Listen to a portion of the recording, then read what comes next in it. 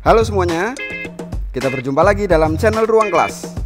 Dalam video pembelajaran kali ini, kita akan membahas sebuah materi dari Matematika Peminatan kelas 12, yaitu limit fungsi. Loh, tapi bukannya limit fungsi sudah pernah kita pelajari ya di kelas 11? Nah, kali ini agak sedikit berbeda guys. Yang kita pelajari dalam materi kali ini adalah tentang limit fungsi trigonometri. Kira-kira seperti apa bedanya? Jangan kemana-mana, simak terus video ini sampai akhir.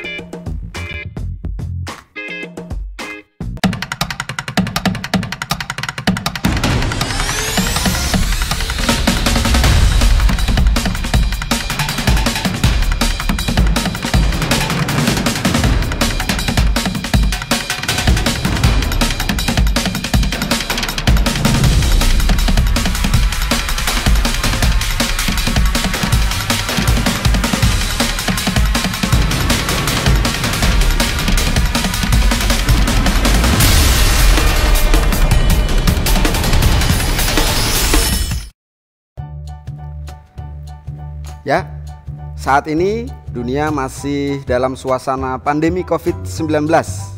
Oleh karena itu, mari kita bersama-sama terus melakukan protokol kesehatan untuk mencegah penyebaran penyakit COVID-19 khususnya di Indonesia, yaitu dengan melakukan kebiasaan-kebiasaan seperti rajin mencuci tangan dengan sabun, selalu gunakan masker jika kalian bepergian keluar rumah, hindari berjabat tangan atau kontak fisik dengan orang lain, dan hindari kerumunan. Kemudian jika kalian mengalami gejala-gejala seperti sakit tenggorokan, demam dan panas tinggi hingga lebih dari 38 derajat Celcius, batuk kering secara terus-menerus, ataupun nafas yang terasa sesak, segera hubungi tenaga medis terdekat. Oke, sekarang kita masuk ke materi kita hari ini, yaitu limit fungsi trigonometri. Nah, apa kira-kira yang membedakan materi ini dengan materi limit fungsi pada kelas 11 yang sudah pernah kalian pelajari?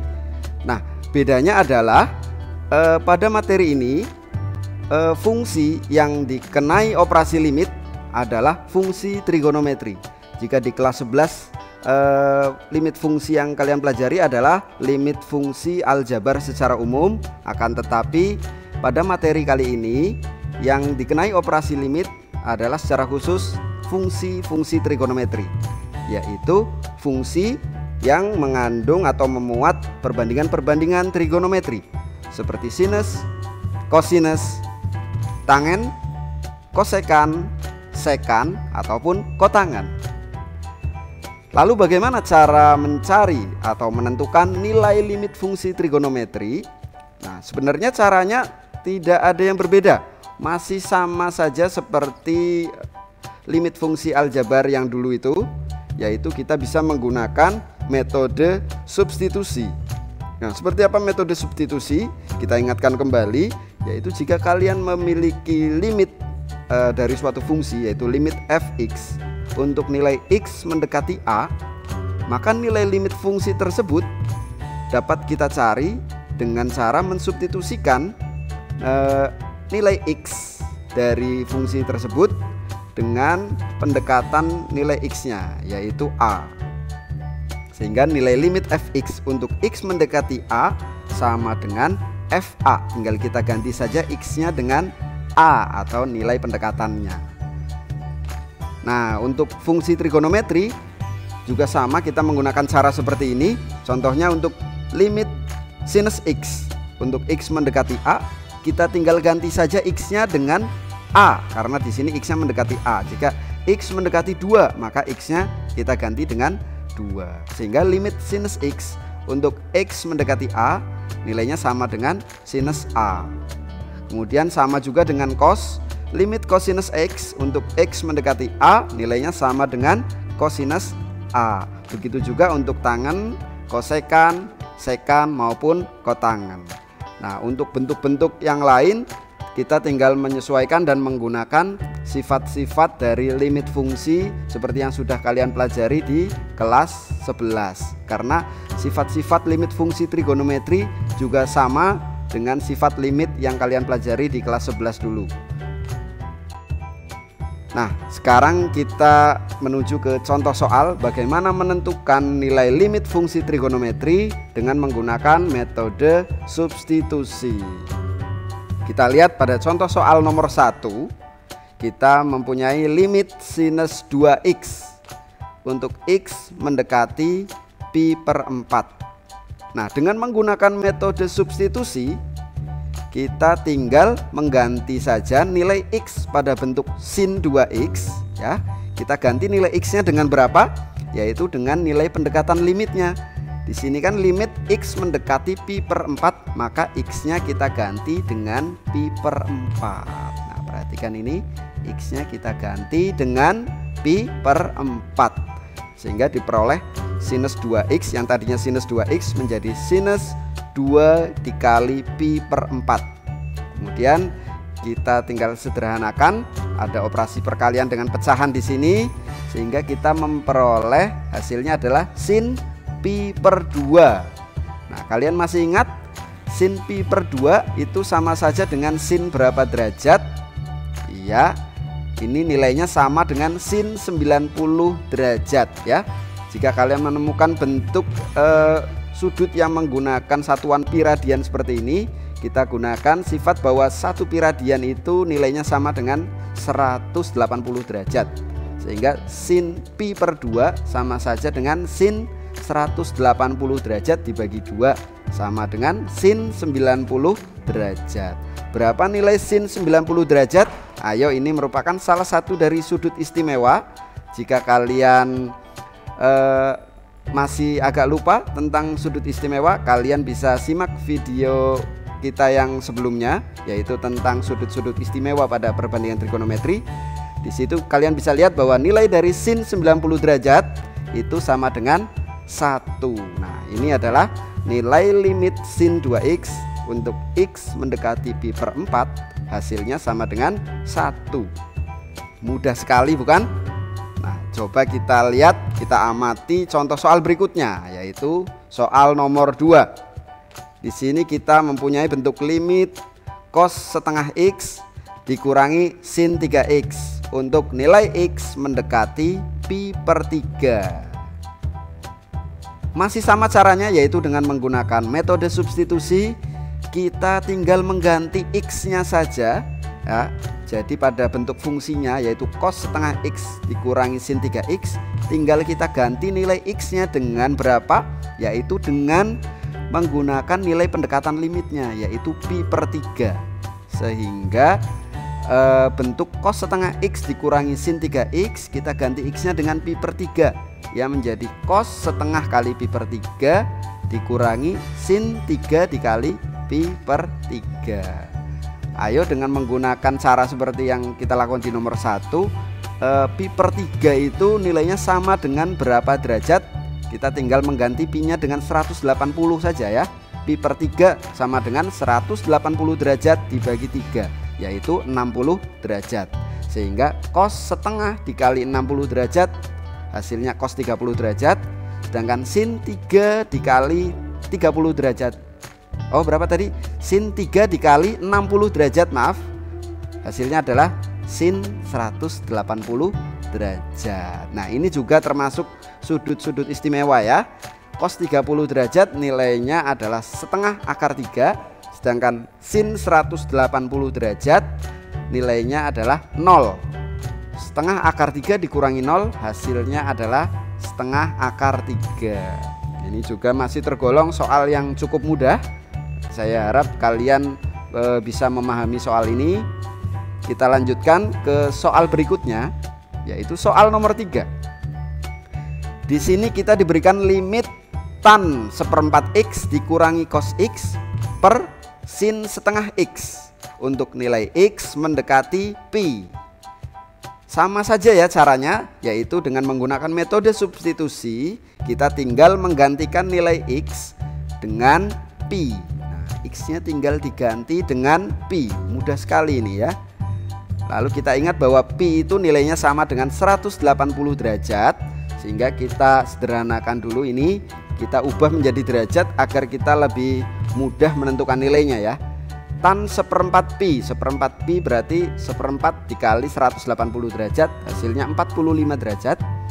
Cos pi, nah sama saja dengan cos 180 derajat. Dan sin setengah pi nilainya sama dengan sin 90 derajat. Nah ini juga semuanya termasuk dari sudut-sudut istimewa.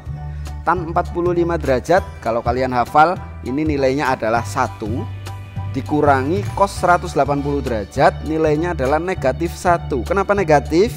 Karena 180 derajat terletak di kuadran 2. Di kuadran 2 nilai cos itu adalah negatif.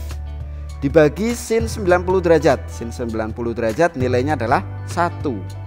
Nah kita tinggal melakukan operasi hitung ini. 1 dikurangi negatif 1 dibagi 1. 1 dikurangi negatif 1 sama saja dengan 1 ditambah 1. Hasilnya adalah 2. Dibagi 1 nilainya adalah 2 ya. Jadi untuk nomor 3 ini kita mendapatkan nilai limit tan seperempat X dikurangi cos X per sin setengah X. Untuk X mendekati pi hasilnya adalah 2. Bagaimana saudara-saudara? Sangat mudah ya.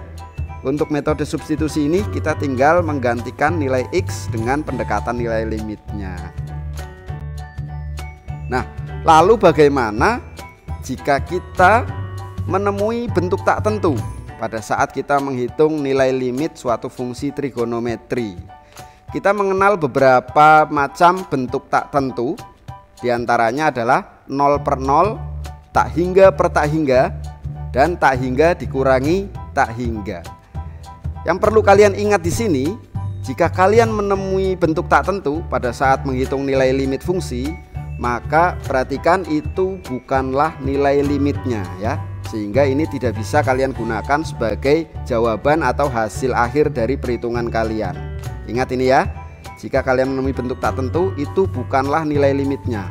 Lalu bagaimana cara menentukan nilai limit yang sebenarnya? Kita membutuhkan strategi khusus di sini ya. Ada beberapa macam yang bisa kita lakukan. Di antaranya yaitu dengan cara menyederhanakan bentuk fungsinya, yaitu menggunakan sifat identitas trigonometri, atau bisa juga dengan menggunakan metode pemfaktoran.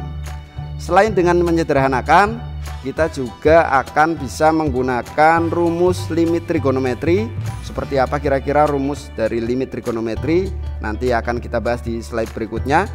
Nah, untuk menyederhanakan bentuk fungsi trigonometri, kita bisa menggunakan sifat-sifat dari identitas trigonometri yang sudah kalian pelajari baik di kelas 10 maupun di kelas 11. Ini diantaranya adalah identitas-identitas yang sering digunakan di materi ini, sehingga jika kalian masih lupa ya, bagi kalian yang masih lupa itu bisa mengingat-ingat kembali, dibuka lagi catatannya, atau kalian bisa mencatat ini yang saya tayangkan di layar, atau bisa juga kalian screenshot ya tampilan layar ini sambil diingat-ingat.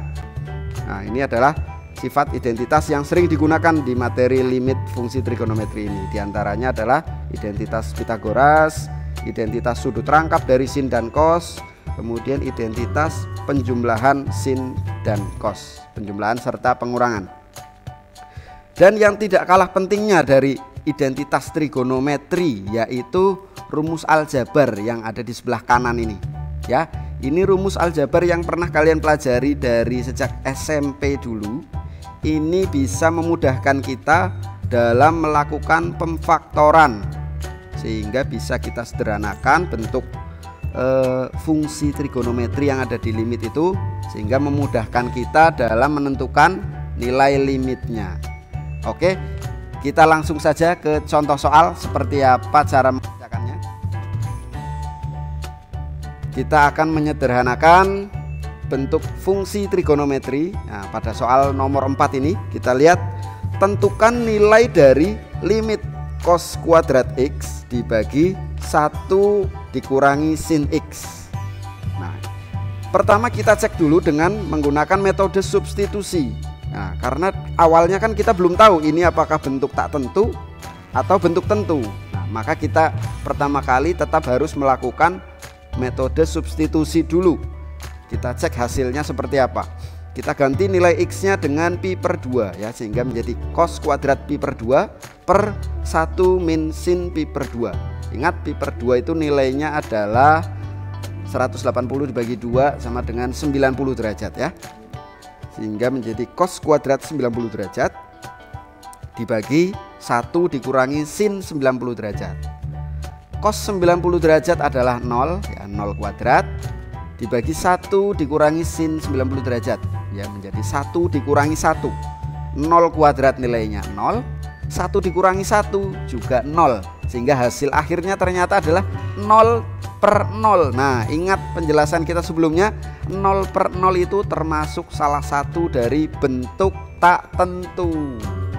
Nah, ini hukumnya haram ini ya, sehingga ini bukanlah hasil akhir atau nilai dari limit fungsinya. Kita tetap harus mencari nilai yang sebenarnya, yaitu dengan cara apa? Dengan strategi khusus yang tadi. Salah satunya yaitu dengan menyederhanakan bentuk fungsinya. Coba kita lihat, kita ubah bentuk fungsinya. Di sini kita mempunyai cos kuadrat x per 1 dikurangi sin x. Kira-kira yang mana yang bisa kita ubah? Nah, kalian ingat-ingat, kalian buka lagi catatannya tentang identitas trigonometri. Nah, kalian akan mengamati bahwa di sini ada bentuk cos kuadrat x. Ini tercantum ya, atau terdapat dalam rumus identitas yang ini. Sin kuadrat a ditambah cos kuadrat a sama dengan 1. Nah, jika kita pindah atau sin kuadrat a nya kita pindah ruas ke ruas kanan, maka kita mendapatkan nilai seperti ini. Cos kuadrat a sama dengan 1 dikurangi sin kuadrat a. Nah, ini kita bisa gunakan untuk menggantikan nilai cos kuadrat x yang ada di soal nomor 4 ini.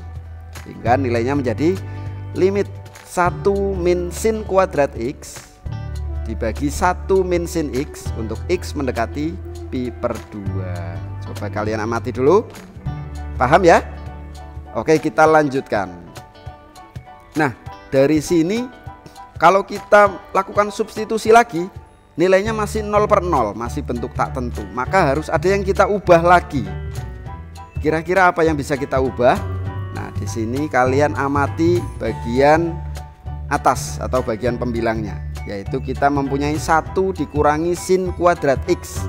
Di sini kita bisa menggunakan rumus aljabar untuk menyederhanakan bentuk ini. Kalian ingat bahwa a kuadrat dikurangi b kuadrat bisa kita faktorkan menjadi a plus b dikali a min b. Dalam hal ini a kuadrat itu kita anggap di sini adalah 1 ya, karena 1 itu nilainya sama juga dengan 1 kuadrat. 1 kuadrat kan sama dengan 1 ya. Sehingga a kuadrat min b kuadrat, kita lihat dari soal ini adalah 1 kuadrat dikurangi sin kuadrat x, sehingga a di sini adalah 1, b di sini adalah sin x. Nah, sehingga bentuk 1 min sin kuadrat x bisa kita faktorkan ya, kita ubah menjadi 1 plus sin x dikali 1 min sin x dengan menggunakan rumus aljabar ini. Nah, oke. Di sini kita amati di antara pembilang dan penyebutnya ini ternyata ada bentuk yang sama ya. Ada bentuk yang sama sehingga bisa kita sederhanakan. Nah, bentuk ini kemudian menjadi limit 1 plus sin x untuk x mendekati pi per 2. Nah, sepertinya sampai dari bentuk ini sepertinya sudah aman untuk melakukan substitusi ini ya. Kita coba lakukan substitusi dengan menggantikan nilai x dengan pi per 2, sehingga nilainya menjadi 1 plus sin pi per 2. Sin pi per 2 sama saja dengan 90 derajat, nilainya adalah 1, sehingga ini adalah 1 ditambah 1 sama dengan 2. Seperti itu kira-kira cara mengerjakan atau cara menentukan nilai limit fungsi trigonometri dengan cara menyederhanakan bentuk fungsinya menggunakan identitas trigonometri dan juga dengan menggunakan pemfaktoran. Dua-duanya tadi kita pakai ya. Yang pertama tadi menggunakan identitas ketika mengubah cos kuadrat x, kemudian kita juga melakukan pemfaktoran. Berikutnya kita akan berkenalan dengan rumus-rumus dari limit fungsi trigonometri. Seperti apa? Ayo kita lihat. Nah, kita mempunyai beberapa rumus limit trigonometri. Silahkan bisa kalian amati, kalian cermati. Dengan menggunakan rumus-rumus ini diharapkan kalian akan lebih mudah dalam mengerjakan soal-soal yang berkaitan dengan limit fungsi trigonometri. Seperti apa rumusnya? Nah, ini dia. Jika kalian menemui bentuk seperti ini, yaitu limit sin AX per BX ya, untuk X mendekati 0, atau juga bisa kebalikannya, yaitu sinnya yang di bawah yaitu menjadi limit AX per sin BX, maka nilai limitnya kita tinggal membagi koefisien dari X-nya di situ, yaitu A per B ya, dengan catatan di situ adalah limit untuk X mendekati 0. X-nya harus mendekati 0 di sini ya. Jadi nilainya tinggal kita bagi koefisien dari X, dari pembilang maupun dari penyebut. Nah, bentuk yang berikutnya yaitu berlaku juga untuk tangen, yaitu jika kalian menemui bentuk limit tan AX per BX untuk X mendekati 0, atau bisa juga dibalik AX per tan BX, nilainya sama saja dengan yang tadi, yaitu kita membagi koefisien dari X, dari pembilang maupun penyebutnya, yaitu A per B. Kita bagi saja koefisien X-nya. Ini juga berlaku untuk sin AX per sin BX, jadi atas bawah sama-sama sin ataupun sama-sama tan AX per tan BX. Kita tinggal membagi koefisien dari X-nya, yaitu A per B. Sama juga ketika gabungan antara sin dengan tan ya. Ada kombinasi dari sin dan tan di sini. Jika kalian menemui bentuk limit sin AX per tan BX untuk X mendekati 0 ataupun tan AX per sin BX, maka nilainya sama seperti tadi, tinggal kita bagi koefisien X-nya, yaitu A per B. Nah, coba kita amati contoh berikut untuk lebih jelas memahami rumus-rumus limit trigonometri ini. Kita ke contoh soal nomor 5, yaitu tentukan nilai dari limit 1 min cos kuadrat X per 2X sin 3X untuk X mendekati 0. Nah, seperti yang tadi, pertama kita cek dulu apakah ini nilainya bilangan tertentu ataukah menghasilkan bentuk tak tentu. Jadi pertama tetap kalian lakukan substitusi secara langsung. Kita ganti X-nya dengan nilai pendekatannya yaitu 0, sehingga ia menjadi 1 dikurangi cos kuadrat 0, X-nya diganti 0 ya, per 2 dikali 0 dan sin 3 kali 0. 3 kali 0 nilainya adalah 0. Nah, di sini kita lihat cos 0 itu nilainya adalah 1 kuadrat itu 1, sehingga bagian pembilangnya 1 dikurangi 1 dibagi 0 kali 0. 1 kurangi 1 0, 0 dikali 0 juga 0, sehingga hasilnya ternyata adalah 0 per 0. Ini merupakan salah satu bentuk tak tentu. Oke, sehingga kita memerlukan strategi khusus di sini. Jika kita amati pendekatan nilai limitnya adalah mendekati 0, maka kita bisa nih menggunakan rumus-rumus dari limit trigonometri ini. Yang mana kira-kira? Sepertinya belum bisa secara langsung kita gunakan rumus trigonometri ini ya. Nah, harus ada yang diubah dulu, yaitu menggunakan penyederhanaan seperti langkah di contoh nomor 4 tadi. Kira-kira yang mana yang bisa kita ubah? Kita lihat bagian pembilangnya ini. Nah, 1 min cos kuadrat X itu bisa kita ubah nih. Kita ingat bahwa sin kuadrat A ditambah cos kuadrat A kan sama dengan 1. Coba kita amati, cos kuadrat A pindah ruas ya ke ruas kanan, sehingga menjadi sin kuadrat A sama dengan 1 dikurangi cos kuadrat A. Nah, ini bentuknya sama dengan yang ada di soal nomor 5, 1 min cos kuadrat X. Ini nilainya bisa kita ubah menjadi sin kuadrat X. Oke, seperti ini. Sehingga pada langkah kedua ini kita mendapatkan limit sin kuadrat X dibagi 2X dikali sin 3X untuk X mendekati 0. Nah, berikutnya di sini kita mempunyai bentuk sin kuadrat X, itu bisa kita tulis sebagai sin X dikali sin X kan? Iya. Karena ketika kita menguadratkan suatu bilangan atau suatu bentuk aljabar, itu sama saja dengan mengalihkan bilangan itu atau bentuk itu dengan dirinya sendiri. Misalnya 3 kuadrat kan sama dengan 3 kali 3. Sin kuadrat X sama saja dengan sin X dikali sin X. Nah itu kita ubah menjadi ini, sehingga menjadi sin X kali sin X per 2X dikali sin 3X. Nah di sini baru kita bisa menggunakan rumus limit trigonometri yang ada di sebelah kanan ini. Coba kita amati, kita mempunyai bentuk sin X per 2X di sini ya. Sin X per 2X. Coba kita amati, bandingkan dengan rumus yang ada di sebelah kanan. Yang mana yang bisa kita gunakan? Ini ada di rumus yang pertama ya, limit sin AX per BX. Nilainya adalah A per B. Kita tinggal membagi koefisiennya ya. Sin X per 2X, koefisiennya yang di atas itu yang pembilang adalah 1, sedangkan koefisien X yang penyebut adalah 2, sehingga nilainya adalah 1 per 2 alias setengah. Lalu bagaimana dengan bentuk yang sebelah kanan? Sin X per sin 3X. Ini kita bisa gunakan rumus yang ketiga ini. Ada limit sin AX per sin BX. Nah sama ya bentuknya ya, hanya saja koefisien dari X-nya berbeda antara pembilang dengan penyebut. Kita bagi saja, yang pembilang koefisien X-nya adalah 1, sedangkan yang penyebut koefisien X-nya adalah 3, sehingga nilainya adalah 1 per 3. Tinggal kita kalikan saja dengan yang tadi, setengah dikali 1 per 3, hasilnya adalah 1 per 6. Nah seperti itu cara menggunakan rumus limit trigonometri untuk menyelesaikan nilai limit trigonometri yang menemui hasil berupa bentuk tak tentu. Saya kira cukup mudah, semoga kalian bisa memahami penjelasan ini.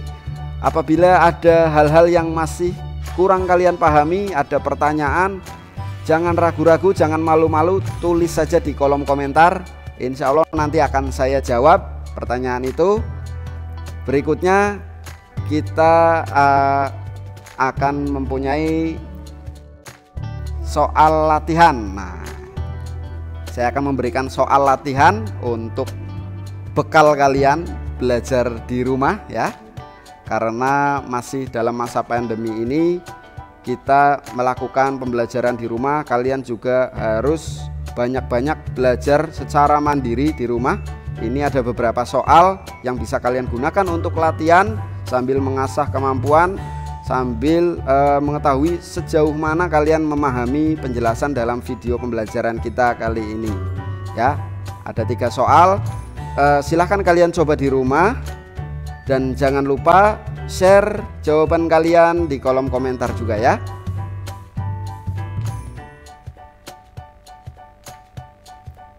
Demikian video pembelajaran kali ini, sampai jumpa di video-video pembelajaran berikutnya.